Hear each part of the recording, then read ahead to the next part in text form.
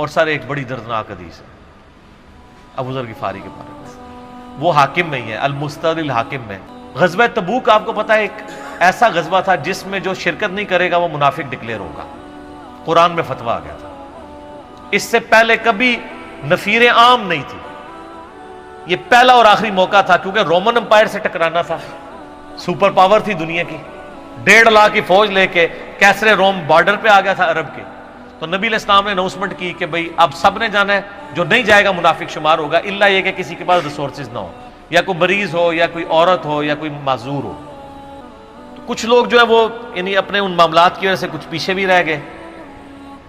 تو المستدل حاکم میں آتا ہے کہ صحابہ کرام کہتے ہیں کہ ہم نبی علیہ السلام کے ساتھ سفر پہ نکلے نا جب، تو نبی علیہ السلام کو آ کے کوئی بتاتا تھا، کہتا تھا یا رسول اللہ وہ جو فلاں بندہ تھا نا وہ بھی کوئی نہیں آیا، پیچھے رہ گئے۔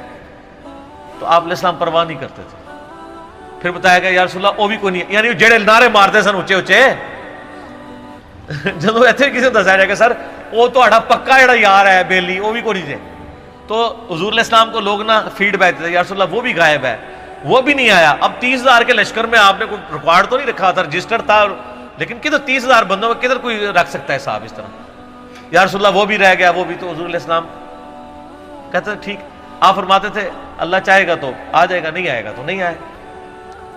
تو کسی نے کہا کہ وہ ابو ذر غفاری بھی پیچھے رہ گیا، اور ابو ذر کو اس کے اونٹ نے روک لیا۔ اونٹ ہی نہیں اٹھ رہا تھا نا سر، وہ آپ کو گاڑی تو نہیں ہے نا جو سٹارٹ کر لیں گے آپ، اونٹ چلنے سے انکار کرتے کوئی کر سکتا ہے؟ اور سر سفر کتنا ہے؟ 700 کلومیٹر، 700 کلومیٹر کا ریگستانی سفر آج کے دور میں بھی کرنا مشکل ہے۔ سائیکل پہ نہیں آپ کر سکتے، پیدل تو آپ سوچ بھی نہیں سکتے، اونٹ کے بغیر کیسے ہو سکتا ہے؟ جس میں آپ کو اونٹ اس لیے بھی ضروری ہے کہ اس کے اوپر آپ نے سامان لادنا ہے، پانی نہیں راستے میں پینا، ریگستان میں تو کئی کلومیٹرز تک کچھ بھی نہیں ہوتا، بھوکے پیاسے مریں گے۔ پھر آپ قافلے سے بھی جدا ہیں۔ تو ابو ذر غفاری کوشش کرتے رہے کس طریقے اونٹ، اسی دوران قافلہ نکل گیا آگے، تو وہ اونٹ اٹھا ہی نہیں ہے، تو حضرت ابو ذر غفاری نے اپنا سامان اپنی پیٹھ پہ لاد لیا، پیدل چل پڑے ریگستانی سفر میں۔ حاکم کی روایت ہے کہ ہم نے دیکھا دور سے ایک اکیلا شخص آ گیا جس کی پیٹھ کے اوپر بورا لدا ہوا ہے۔ تو نبی علیہ السلام کی آپ محبت دیکھیں، آپ نے فرمایا کہ تو ابو ذر ہو جا، یعنی جو آنے والا شخص ہے تو ابو ذر ہو، یعنی حضور نے خواہش کا اظہار کیا۔ آپ کو پتا تھا ابو ذر غفاری نہیں رہ سکتا پیچھے، تو صحابہ کہتے ہیں آپ نے فرمایا تو ابو ذر ہو جا، تو صحابہ کہتے ہیں تھوڑی دیر بعد جب وہ قریب آئے تو ہم نے پہچان لیا ابو ذر غفاری ہیں۔ تو جب ہم نے پہچان لیا نا تو حضور علیہ السلام نے ان کے پہنچنے سے پہلے آپ نے فرمایا ابو ذر کو دیکھو اکیلا آ رہا ہے، اکیلے ہی دنیا سے جائے گا اور قیامت دن بھی اکیلا اٹھایا جائے گا۔ دنیا سے کیا کہہ رہے گے؟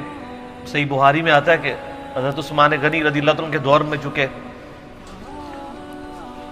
یہ اس حدیث کا بھی کچھ حصہ باقی ہے، میں بعد میں بیان کروں، پہلے میں اس کو کنکلوڈ کر لوں کہ صحیح بخاری میں آتا ہے کہ حضرت ابو ذر غفاری شام چلے گئے تھے، وہاں پہ چونکہ گورنر تھے حضرت معاویہ رضی اللہ تعالیٰ عنہ،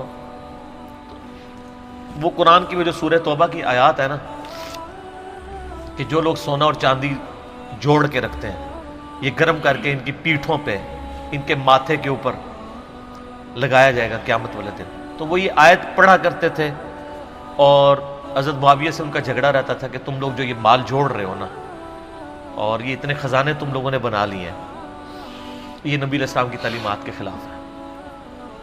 تو حضرت معاویہ کہتے تھے یہ تو اہل کتاب کے بارے میں آیات نازل ہوئی ہیں، تو وہ کہتے تھے نہیں یہ سب کے بارے میں ہے۔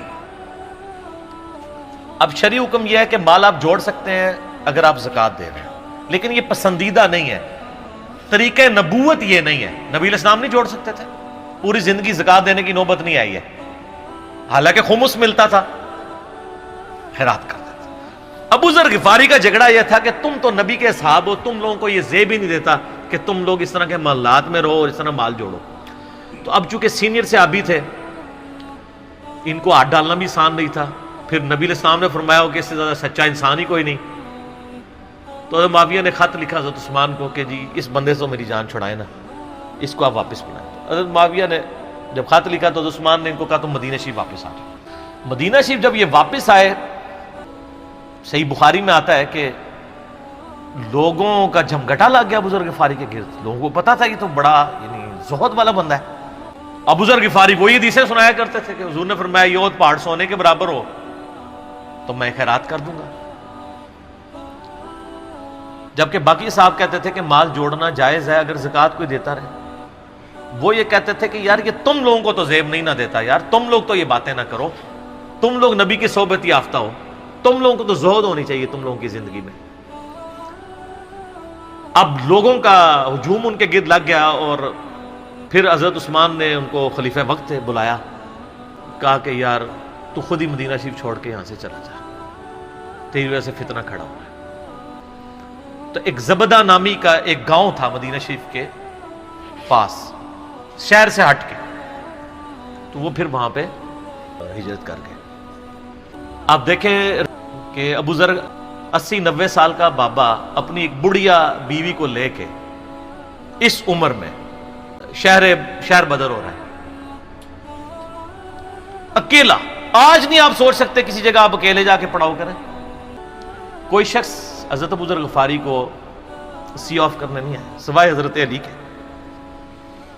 اور وہ بھی مدینے کی باؤنڈری تک آئے. ان کو پتا تھا ان کے سٹانس کے بارے میں, اور حضرت علی نے ان کو جب سی آف کیا تو کہا کہ میں چونکہ حکمران وقت کی اطاعت کا پابند ہوں, میں مدینے کی باؤنڈری سے باہر نہیں جاؤں گا. اگر مجھے کوئی اس طرح کا یعنی اجازت مل جاتی تو میں تیرے ساتھ جاتا. پھر یہ چلے گئے وہاں پہ رہنا شروع ہو گئے. اب اس حدیث کی طرف واپس آ جائیں جو فرمایا آپ علیہ السلام نے اکیلے ہی مرے گا. تو ابوذر غفاری, اس حاکم کی روایت میں آتا ہے ابوذر غفاری کی موت کا وقت قریب آ گیا, صرف بیوی ہے پاس.